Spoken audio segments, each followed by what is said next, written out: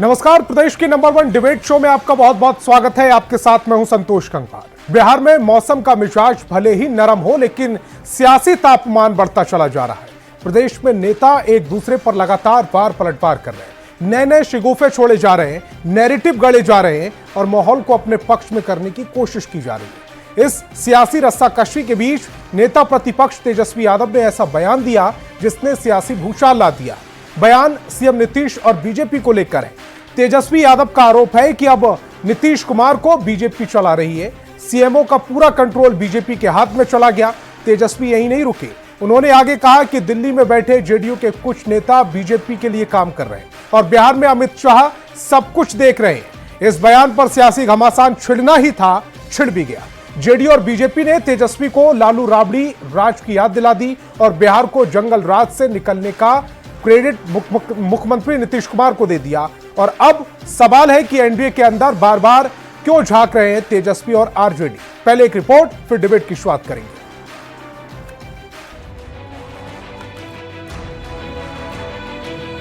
यहाँ का जो सीएमओ है वो उसका कंट्रोल जो है भाजपा के नेताओं के पास। नेता प्रतिपक्ष का एजेंडा और भाषा पर हम लोग वक्तव्य नहीं देते हैं। लालू प्रसाद जी का परिवार सिर्फ और सिर्फ भ्रष्टाचार के लिए जाना जाता है। हम जब पॉलिटिकल सिजेरियन इंजेक्शन देते हैं ना, वो दर्द असहाय करता है।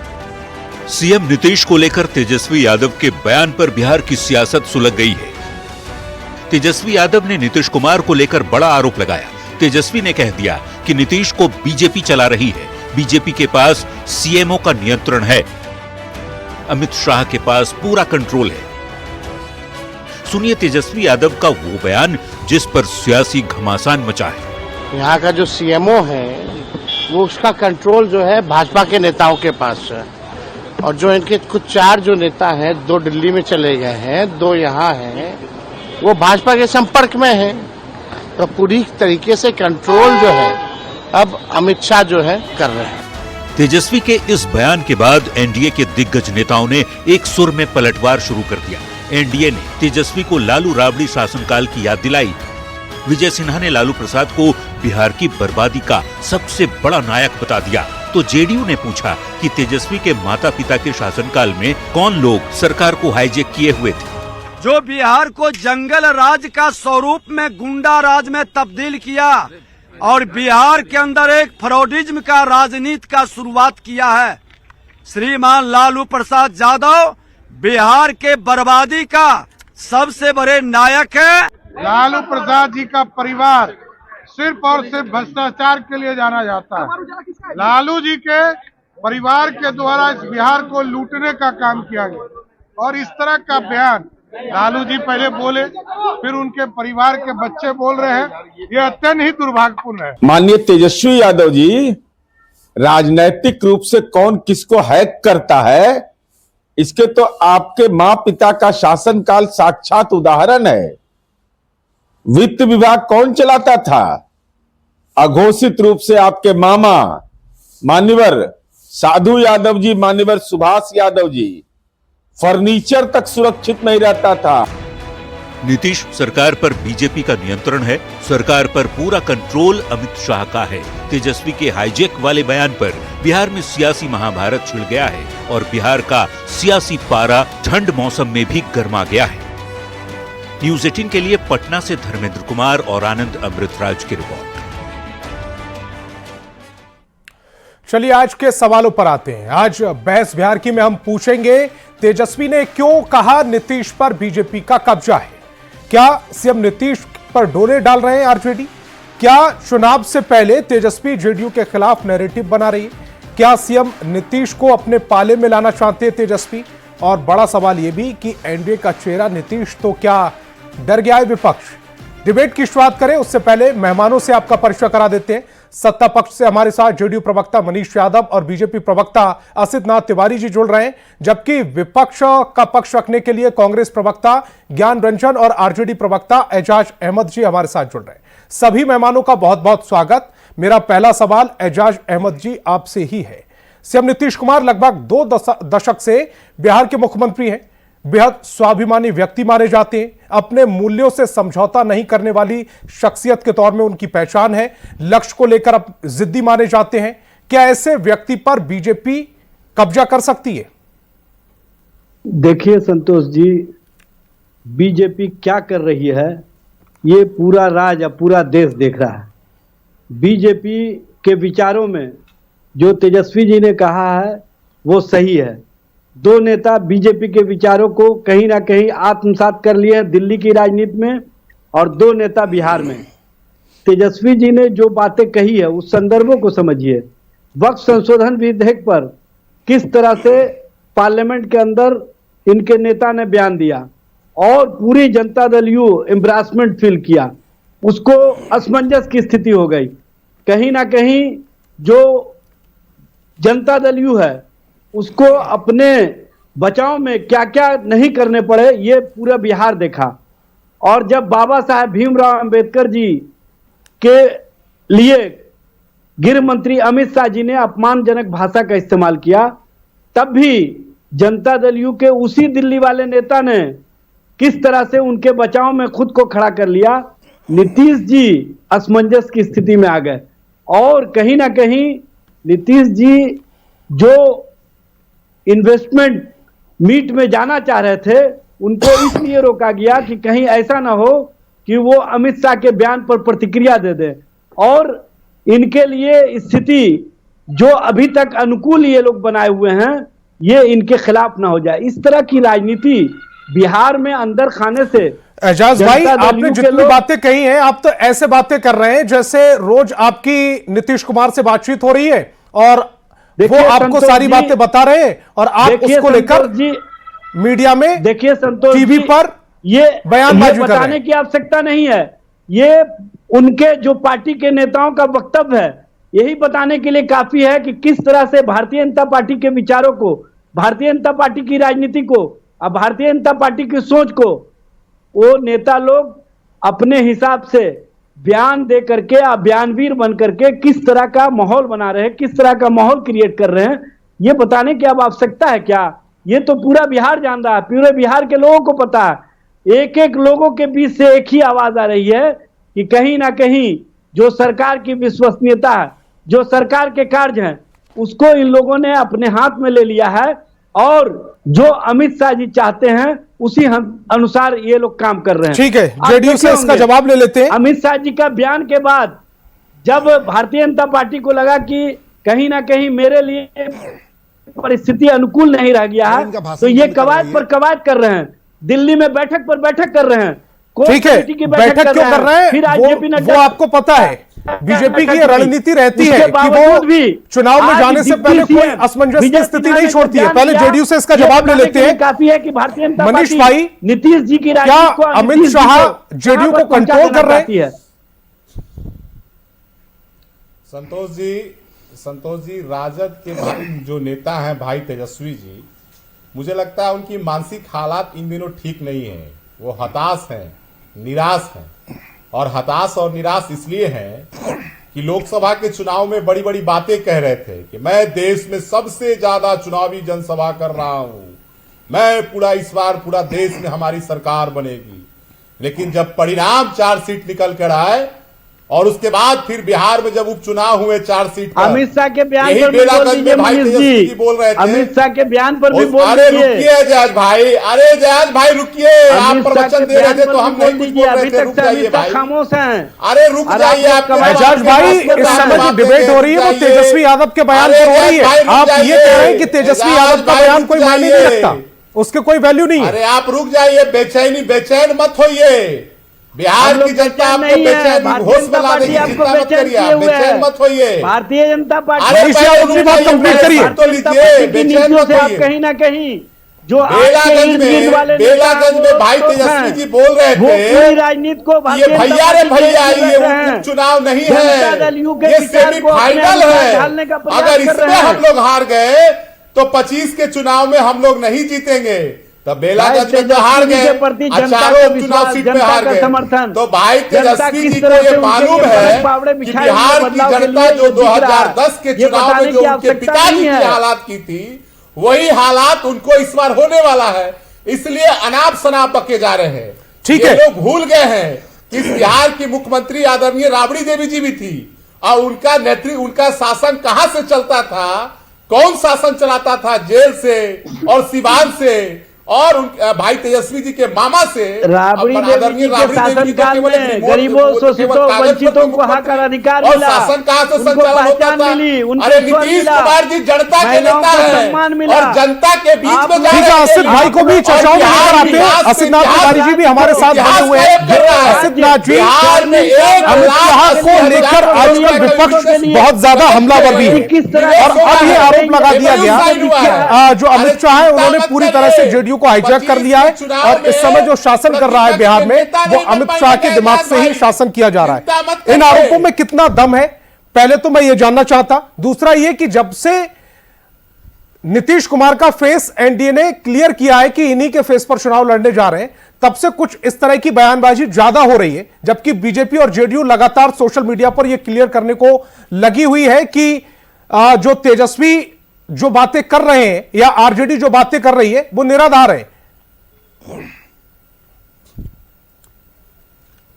किनसे आपका यह प्रश्न? आपसे असित नाथ तिवारी जी। हाँ, संतोष जी देखिए, तेजस्वी यादव ने इस बार एक राजनीतिक चाल चली है। तेजस्वी यादव पूरी बहस को अलग दिशा में ले जाना चाहते हैं। दरअसल तेजस्वी यादव ने विधायकों की बैठक बुलाई थी और विधायकों की बैठक से लालू प्रसाद यादव नदारद उनकी कुर्सी तक नहीं लगाई गई थी। जो होर्डिंग दफ्तर के बाहर लगाए उसमें लालू प्रसाद यादव की तस्वीर नहीं। कुल मिलाजुलाकर आरजेडी के पॉलिटिक्स से धकिया के लालू प्रसाद यादव जी बाहर कर दिए गए। कहीं यह मुद्दा न आ जाए जनता के बीच, कहीं इस पर कोई बहस न छिड़ जाए, इससे पहले तेजस्वी ने एक उटपटांग बयान दे दिया और सबका ध्यान उस बयान की तरफ चला गया कि भाई इनकी डोर उनके हाथ, उनकी डोर उनके हाथ। लालू जी की डोर किनके हाथ, राजद की डोर किनके हाथ? राजद का मालिक कौन है? राजद में तो मालिक होता है, पहले तक लालू जी मालिक थे। अब मिल्कियत के लिए, मालिकाना हक के लिए वहां जंग छिड़ गई है। उसमें सबको शेयर चाहिए, उसमें भाई तेज प्रताप को भी शेयर चाहिए, इनकी बहन रोहिणी आचार्य उनको भी मालिकाना हक चाहिए। सुन लीजिए, बीच में मत बोलिए। मीसा भारती जी को भी मालिकाना हक चाहिए। परिवार में जो जूतम पैजार हो रही है और एक बुजुर्ग आदमी को धकिया के जिस तरह से बाहर किया गया है, इस पर बहस ना हो, इसलिए तेजस्वी ने एक ऐसा बयान दे दिया। वो तेजस्वी ये भूल गए कि जब उनकी माताजी मुख्यमंत्री थी तो उस पूरी सरकार की डोर चारा चोर के हाथ में थी जो जेल में बंद था। एक अपराधी सरकार चला रहा था, जेल में बंद, भारतीय न्याय व्यवस्था द्वारा प्रमाणित किया गया चारा चोर उस सरकार को चला रहा था। तेजस्वी ये भूल गए कि जब वो बयान देंगे तो ये बयान भी आएगा कि एक दौर था जब भारतीय न्याय प्रणाली द्वारा अपराधी साबित किया गया एक चारा चोर बिहार की सरकार की डोर अपने हाथ में रखे हुए था। तेजस्वी को लगता है कि बाकी जगहों पर भी वही होता है, तेजस्वी जी बाकी जगहों पर वो नहीं होता है। एनडीए की अपनी व्यवस्था है, ये महागठबंधन नहीं है जहां कांग्रेस के नेता आपके पिताजी के चरणों में लोटपोट करते रहते हैं, बाकी सहयोगी दल पानी भरने का काम और पान का पीक जब वो थूकते हैं तो वो पीक दान लगाने का काम करते हैं। ये एनडीए गठबंधन नहीं है, ये एनडीए है जहां संयुक्त नेतृत्व होता है, सामूहिक नेतृत्व होता है। ठीक है, और यहाँ कोई चारा चोर, जमीन के बदले क्या, नौकरी के बदले जमीन चोर, ऐसे लोग यहाँ नहीं बैठे होते हैं। ठीक है, ज्ञान रंजन जी को भी चर्चाओं में लेकर आते हैं। कांग्रेस प्रवक्ता है ज्ञान रंजन जी, सबसे पहले तो ये क्लियर कीजिए, जो तेजस्वी यादव ने बयान दिया है उससे आप कितना सहमत हैं? सोच है आप उनके साथ हैं या आपका अलग स्टैंड है? संतोष जी, ये तो आप जानते हैं ना, कहावत है ना कि अगर धुआं दिख रही है कहीं तो कहीं ना कहीं आग सुलगी होगी। कुछ कालखंड की बात करते हैं थोड़ा बहुत। पिछले जब से एनडीए की सरकार इस पर पलटी मार के बनी है तब से एक होड़ लग गया है कि नीतीश कुमार चेहरा है। कम से कम 20 बार भारतीय जनता पार्टी के नेता आके सफाई दे चुके हैं। नीतीश कुमार जी तो बोलने नहीं गए हैं, लेकिन नीतीश कुमार जी इतने तेज तर्रार नेता हैं तो उन्होंने महाराष्ट्र के रिजल्ट देखते ही समझ गया कि होने वाले हालात क्या है। अमित शाह तो चुप हो गए, तुरंत उन्होंने पलटी मार दिया कि अच्छा हम जायबे नहीं करेंगे, चुप हो गए, एकदम मौन धारण कर लिए। मौन धारण करते ही फिर सारे बीजेपी नेता साष्टांग दंडवत हो गए। अब सुनिए कहानी जो ईमानदारी की बात है। यही कालखंड थोड़ा सा पीछे चलिए, जब माननीय नीतीश कुमार जी ने जीतन राम मांझी जी को बिहार का मुख्यमंत्री बनाया था। जीतन राम मांझी जी कलसते हुए, रोते हुए, क्या बोले अपनी दुख का करते हुए कि हमको रबड़ स्टाम्प कर दिया, फाइल वहां चला जाता था। जिसका जो डीएनए रहता है वही डीएनए। आज मैं आपको फिर बता देना चाहता हूं कि वही आसपास के लोग थे जिनके बारे में आज चर्चा हो रही है। उस समय भी मांझी जी को प्रताड़ित किया था जब वो नीतीश कुमार के साथ थे। आज वही चेहरा नीतीश कुमार के साथ होते हुए किसी का भेड़िया बना हुआ है, विभीषण बना हुआ है और घर का बेदी लंका गाया। और ये सच्चाई है कि वो मंत्रा के रूप में वो रोल कर रहे हैं। तीसरी सबसे बड़ी बात जो ईमानदारी से मैं बताना चाहता हूं संतोष क्या जी, बात कर रहे हैं आप? आपके बड़े बड़े नेताओं की ड्यूटी है कि तेजस्वी यादव ने जो कुत्ते पाले हैं विदेशी नस्ल के, उन्हें वो घुमाने लेके जाते हैं अपने साथ। तो हम नहीं टोक रहे थे, थोड़ा सा संयम रखिए। ड्यूटी आपको दी गई आप लोगों को। आशीष नाथ तिवारी जी संयम रखिए, अभी बहुत मिर्ची लगेगा, अभी बहुत मिर्ची लगेगा। देखिए संतोष जी शांत आप लोग राजनीति करने के लायक आसिफ जी, आसिफ जी आपके बीच में वो नहीं बोले थे। एक बार उनको मैं दोबारा से मौका दूंगा, एक बार उनको उनकी बात कहने दीजिए। सूचना देना चाह रहा था मैं जी। अरे सूचना बाद में दीजिएगा भाई, हमको बोलने दीजिए पहले। मेरा समय ठीक है, मैं दोबारा से आपके पास आऊंगा तब दे देना। संतोष जी, यही दिक्कत है भाजपा के ना कार्यकर्ता से, यही कि तुरंत लाल मिर्चा लग जाता है उनको, कहीं का भी तीर उठा के लपक लेते हैं। अरे बिहार के संदर्भ में बातें हो रही, क्या जो मैंने बोला ज्ञान रंजन जी, आप अपनी बात कंप्लीट करें। देखिए संतोष जी, मैं बार बार कह रहा हूं कि मैं आपको बता रहा हूं कि बिहार में अगर कभी कालखंड में कुछ हुआ तो यानी बीजेपी ये कह रही है ना कि टोक रही है ना, अगर ऐसा ये हो रहा तभी ना उल्टा सीधा बयानबाजी रे। उल्टा सीधा नहीं, वो अपनी तरफ से क्लियर कर चुके हैं कि उनका चेहरा कौन है। आपकी तरफ से कोई चेहरा क्लियर नहीं है और ऊपर से फिर इस तरह की बयानबाजी आ रही है, तो ये क्या नैरेटिव सेट किया जा रहा है? मैं जेडीयू प्रवक्ता की तरफ आऊंगा दोबारा से। मनीष जवाब ले लीजिए। हाँ संतोष जी, मुझसे भी जवाब लीजिए। जब आपने सवाल किया, मैं कह रहा हूँ नैरेटिव तो बीजेपी सेट कर रही ना। आज अगर आपको अच्छा नहीं लगेगा, देखिए मेरे पास समय की कमी है, एक बार मैं सबका रिएक्शन भी ले लूं। मनीष जी, क्या मुद्दा है? मतलब चमचागिरी का हद कर दिया बीजेपी के नेताओं ने। मनीष जी, मतलब कुछ भी कर दिया सत्ता पाने के लिए। संतोष जी, राष्ट्रीय जनता दल के राष्ट्रीय अध्यक्ष आदरणीय लालू प्रसाद जी कहीं दिख रहे हैं आपको कोई कार्यक्रम में? कहीं दिख रहे हैं? कहीं आपको देखा है उनको? कहीं आपने केवल धकिया दिया केवल बालू माफिया के प्रचार में झारखंड में दिखेंगे आपको। कल पार्टी के राज्य कार्यालय में कार्यक्रम थी, लेकिन राजद के राष्ट्रीय अध्यक्ष नहीं दिखे, न राजद के प्रदेश अध्यक्ष दिखे। तो पहले भाई तेजस्वी ने बताया कि लालू जी को कौन हाईजेक किया है, बताइए। नीतीश कुमार जी को कोई बिहार में हाईजेक करेगा? एजाज भाई बताइए। कुमार जी तो बिहार को खड़ा किया है। देखिए संतोष जी, ये लोग जिस तरह का नैरेटिव सेट करना चाहते हैं, नैरेटिव नहीं, वो ये पूछ रहे हैं कि लालू प्रसाद का फोटो क्यों नहीं था? लालू जी कहाँ है, इसका उत्तर दीजिए। कोई सार्वजनिक कार्यक्रम में लालू जी जवाब दें, बताइए ना। लालू जी किसी कार्यक्रम में क्यों नहीं दिख रहे, इसका जवाब दीजिए प्रवक्ता महोदय। इधर उधर की बातें मत करिए। आदरणीय लालू प्रसाद जी को किसने हाईजेक किया है? मंत्री थे बिहार, क्या भाई तेजस्वी जी ने हाईजेक किया है? क्या हरियाणा का वो व्यक्ति हाईजेक? मेरे पास आखिरी एक मिनट है आसिफ जी, मैं आपके पास आ रहा हूं।